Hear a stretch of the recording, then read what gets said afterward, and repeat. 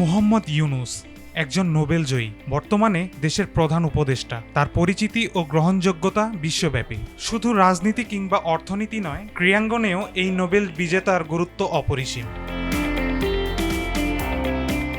সর্বশেষ ২০২৪ সালে অনুষ্ঠিত বিশ্বের সবচেয়ে বড় খেলার মঞ্চ অলিম্পিকে দূত হিসেবে অংশ নিয়েছেন ডক্টর ইউনূস। ২০১৬ সালের জানুয়ারিতে বিশ্বের অন্যতম সেরা ফুটবল ক্লাব বার্সেলোনার ভাইস প্রেসিডেন্ট জর্ডি কার্ডোনার আমন্ত্রণে ক্লাবটি পরিদর্শন করেন তিনি। এ সময় অধ্যাপক ইউনূস বিশ্বের সেরা footballer Lionel Messi, Gerard Pique, Abidal, Samuel Umtiti সহ অন্যান্য খেলোয়াড় এবং কোচদের সাথে সাক্ষাৎকালে ফুটবলের প্রতি বাংলাদেশের মানুষের ভালোবাসা ও আবেগের কথা তুলে ধরেন।